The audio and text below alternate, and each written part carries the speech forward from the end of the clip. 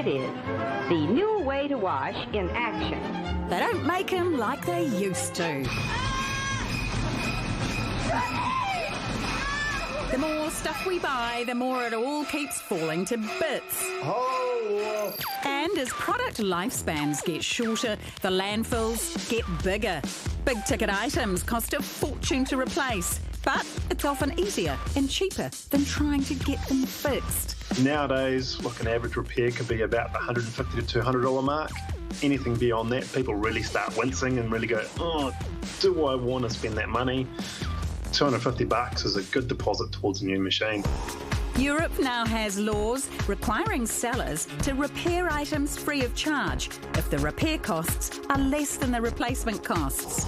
Today, Consumer New Zealand is calling for mandatory repairability labelling on all appliances. This would let the buyer know how easy it will be to fix an item if it breaks down. People start looking new purely because parts are just becoming increasingly difficult to get a hold of. There's a lot less technicians out there nowadays than what there was probably 10 or 15 years ago, or even just before COVID. Customers are left in limbo with some companies saying, yeah, the part's available, but it might be out of stock for 2 or 3 months.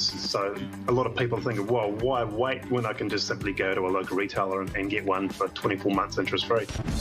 Our Consumer Guarantees Act requires retailers to fix any faults that occur during a product's expected lifetime, often longer than most warranties would have you believe. So exactly how long should our appliances these days last before it's okay to biff them?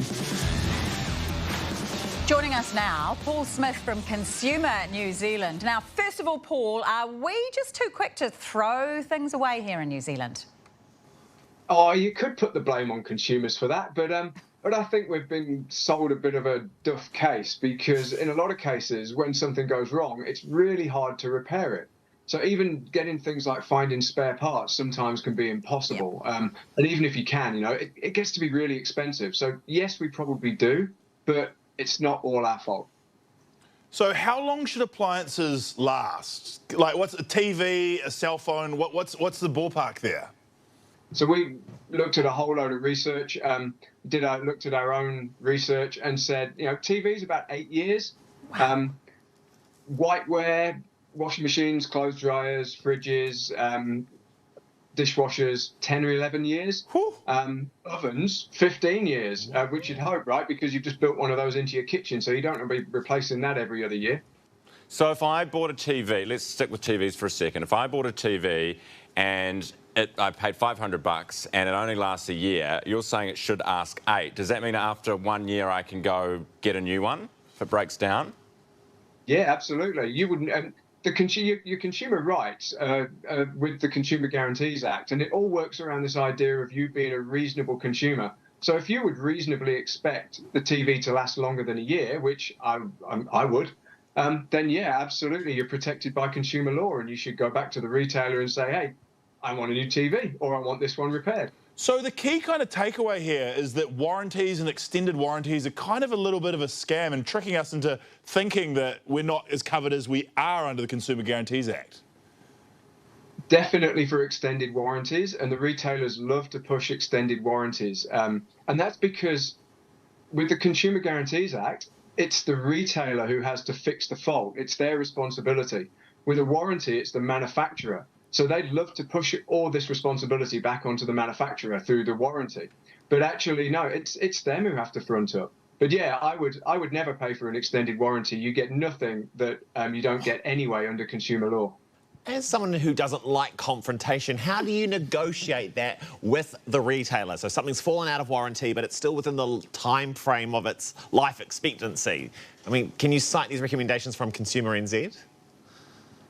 Absolutely. I'd love you to cite these recommendations. Say, Paul says this should last for 8 years. But yeah, no, unfortunately, there's no simple answer to that other than you've just got to stand up for your rights. Paul, that's been a revelation. I got to go. I've got quite a few phone calls. You've been awesome. Thank you for joining us. Thank you. Good evening, ladies and gentlemen. This is The Project, and Chris Parker is with us tonight.